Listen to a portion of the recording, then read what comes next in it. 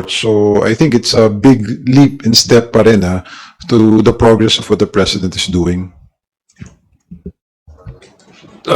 Well, I think the decision to cancel his passport is based on the evidence gathered according to the flow of the investigation. Mahirap naman din kasi na magkansela ka ng passport na wala kang legal basis in enough evidence to do so. So to give you a short answer, it's better late than never. Ika nga. Hit lang po ako ng another issue regarding po sa BICAM. Bukas na po magsisimula yung BICAM.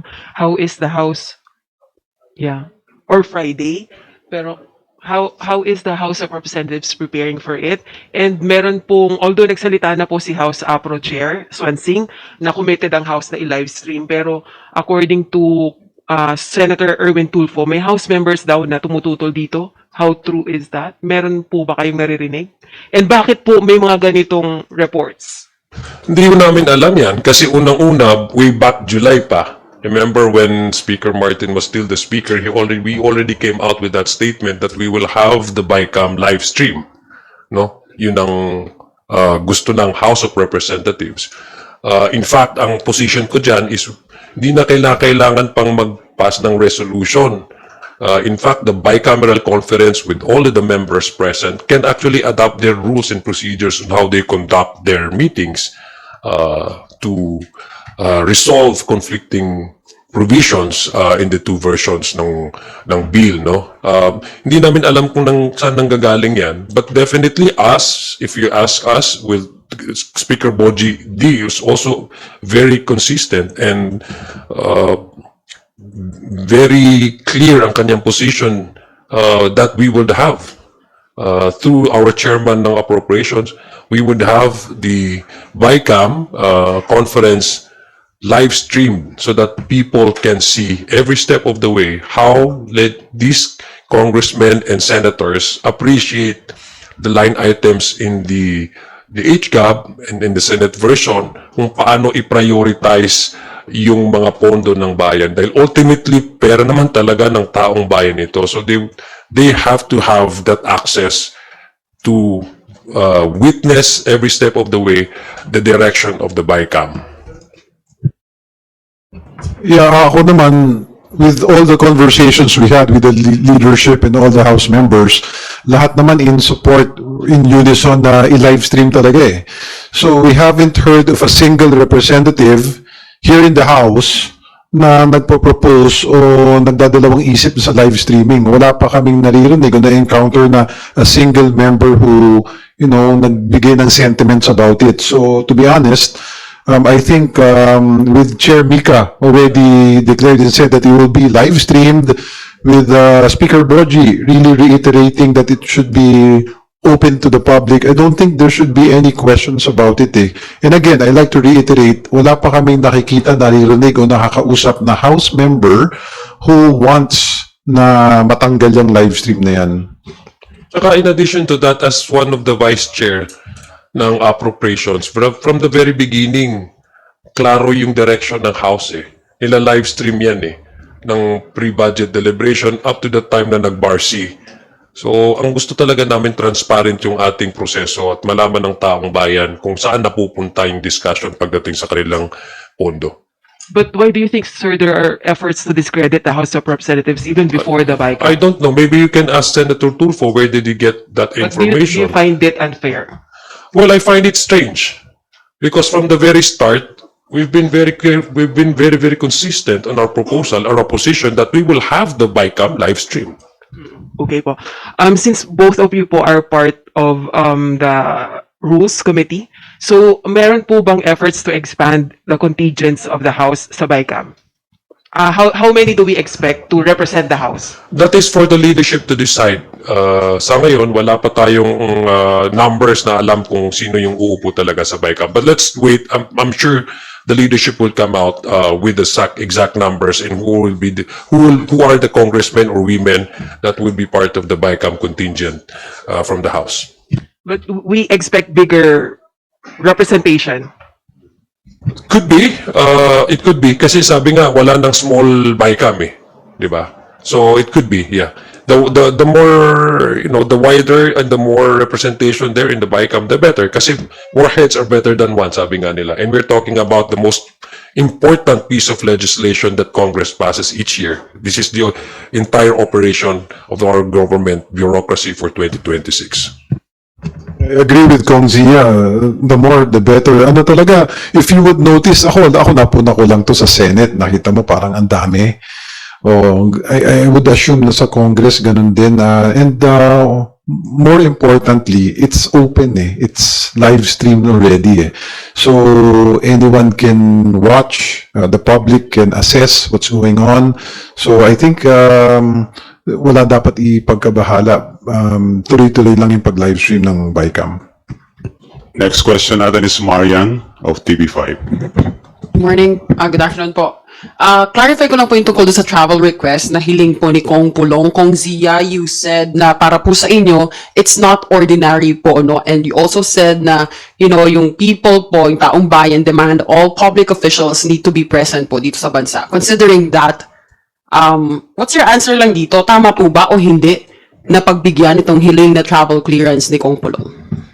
Well, to give you a direct answer, that would be for the leadership to decide on. No? That would be for the leadership to decide. But if you ask me, my personal take on that is this is not something regular. This is not the usual and the ordinary travel that one congressman requests for the speaker, no, to be granted. Because we're talking about 17 countries in 2 months. So it's something that is not really the usual request that we gather, from House members who are wanting to go out from the country. You're part of the House leadership. If you were to ask, ano po yung isa-suggest nyo, ano po yung i-advise nyo sa liderato ng Kamara, if it's not something regular, so you're saying no? Again, I don't want to preempt whatever is the decision of the leadership. So I would grant that authority to decide on whether to approve the travel of the requests of Congressman Bolong or not to approve. Because as common member of the House, I also have to maintain courtesy to my fellow member. We all do have a parliamentary courtesy. So this is a matter of administrative issue. So it should be done and approved administratively, which in this case, the leadership of the House will decide on. How about DML, Janicio? Mahirap kasi magbigay basta ng opinion, baka iba yung maging decision eh. Oh, yes, tsaka hindi ko alam yung basis eh. I haven't seen any request of any sort of any document kung anong reason for any travel. So I think the best really to answer is once lumabas na yung decision ng leadership. And I guess in addition to that, Mariano, I think it's also proper that you ask the one requesting for this travel because he might have reasons for you kung bakit kailangan niya ng 2 buwan at 17 countries. After just a few months of travel that were approved in March. Why the frequency? I think that's those questions that are to be answered by the person himself requesting for the travel. Okay. Gab, follow ba yan? Yes, Si follow Tricia. up sana. Sige, then after you si Tricia na. Sir, follow up lang regarding yung tanong ni Marian. So, for the record lang sir, ang irregular, medyo hindi normal para sa inyo is yung 16 countries and yung 2 months na duration. That is my personal Yeah, take on the matter. Yeah. Ikaw ba pag tinanong kita, pupuntahan mo ng 17 countries. I mean, this is not something normal that we see regularly from House members. I don't know kung travel ba ito, leisure or with family or official business. Kaya nga sabi nga ni Kong Ernix, it's really hard to say whether that's proper or not because we haven't seen the details and we are not supposed to see that because that's an administrative issue which I guess only the leadership can decide on. But travel per se, sir. Pero okay lang. usually ang mga travel talaga na lumalabas dyan 2 weeks, 3 weeks pag official. Pag official much shorter kasi minsan 3 araw lang, 5 araw lang ang mga official na travels. Pag nag-request ka naman, like in our case, pag Muslim ka, mag-Hajj ka, the maximum travel probably that would be granted is about 3 weeks. And then you have to return because your primordial concern really is to your district. Di ba? Okay, Tricia?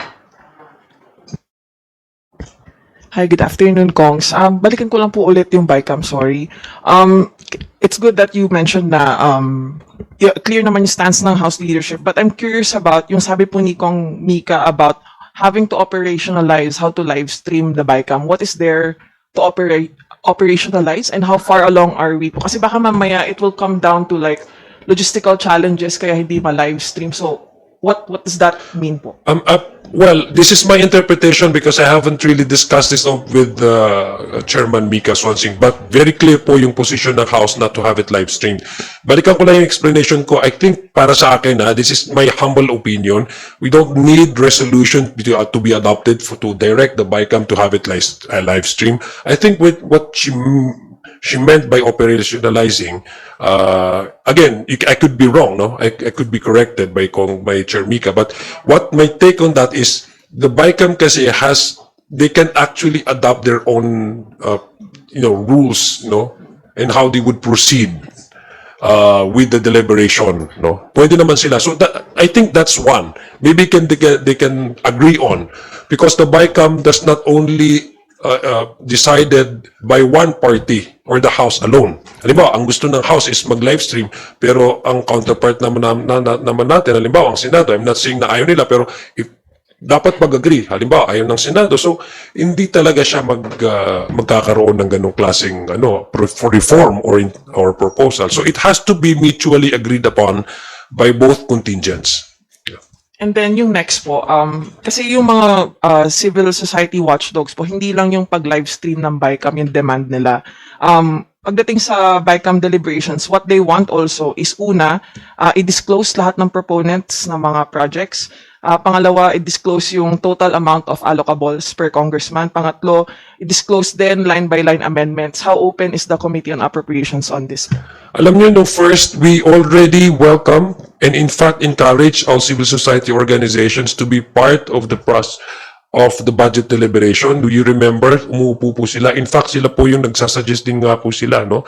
So from the start that we had the budget deliberation on the committee level, as far as the House of Representatives is concerned, meron na pong participation ang ating civil society organizations. Now, again, when it comes to the BICAM, yes, we will support any form of method or modes that would ensure transparency in the deliberation of the BICAM. But then again, it would be mutually agreed upon. We agree and we support that all proponents for each individual projects would also be named during the BICAM. So that accountability, alam natin kung kaninong proposal ito, ano yung saan dadalhin, bakit dadalhin doon, ano yung may tutulong nitong proyekto na to doon sa kanyang komunidad. So, pagdating sa transparency, very, very consistent po ang House dyan. Again, it would be mutually agreed upon by both contingents. Kong Ernix, I understand you're one of the vice chairperson ng Committee on Appropriations. Sorry, sir, no, I'm not part of the Committee on Okay, sorry. Okay, next question natin. Meron pa? But Kong, do you also support yung nga po, Of course. identifying your proponents? Yes, for it has to, kasi otherwise it won't be transparent enough eh. Also, just to answer your first query kanina, yung sa logistics, baka yun yung maging problem. I don't think there will be a problem. The House is well equipped for any live streaming logistics eh. Now, with regards to what Chair Mika meant by that, I think we should ask Chair Mika. Yeah, but in terms of logistics, I think it's something we should not worry about. Okay. Another question from Elson of Manila Bulletin. Hello, Kongs. Curious lang po, you can answer as candidly as you like. Kaya po ba kaya ng Senate magpasa ng isang anti-political dynasty bill? I know it's a separate body, but I think it's still an important question po. Well, tanungin niyo sila. Mahirap naman sumagot ng ganyang klaseng katanungan. So I think it's for the Senate also to answer. How about you, Kong Ernix? Ako, personal take ko, we should be open. Ayokong isipin na hindi or oo agad, but I think each public servant ngayon is very open to what the public needs and for real change for the government to happen. I think ayun, nandun na yun sa commitment nila kung gaano kalalim yun. It's the interest of personal, pamilya versus the interest of the public. So siguro doon natin masusukat yung dedication ng each public servant in terms of the anti-dynasty bill. Thank you po. Meron pa ba na gusto magtanong? Yes, Marian? Clarify lang kung Adyong, sorry ulit dun sa travel clearance ni ano. Sabi niyo po kanina, may ongoing investigation in the fear of the public. Some of the names mentioned already may use this trip as a way to evade investigation. So you're saying na maaaring ginagawa o itong hiling ni Pulong na travel clearance is para po tumakas doon sa investigation? I'm not saying that he will do that. All I'm saying is the fear of the public that this may be used as a way to evade investigation and accountability, which is basically what many of us do share. That's apprehension is valid. Okay, no more? Some more questions? O kung wala na, siguro, pasalamatan natin ang ating mga resource person, Congressman Adyong and Congressman Ernie, sir. Maraming salamat po sa inyo. Kami po ang dapat magpasalamat. We would like to thank our media friends for joining us. Alam ko po, very short notice ang pagbibigay sa inyo. So we really do appreciate you coming over and join us in today's press conference. Yeah, again, thank you sa ating friend from the media.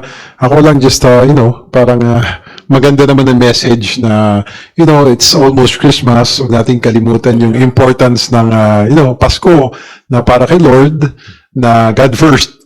Na syempre, na kahit maraming hamon yung pamahalaan natin, national government at maraming nangyayari sa bansa natin, let's stay united as a country, bilang isang bansa at tayo lahat ay Pilipino.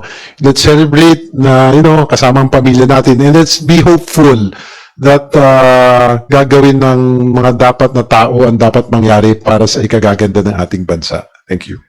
Nag-share ako ng message noon galing sa isang batang Moro at batang Tondo.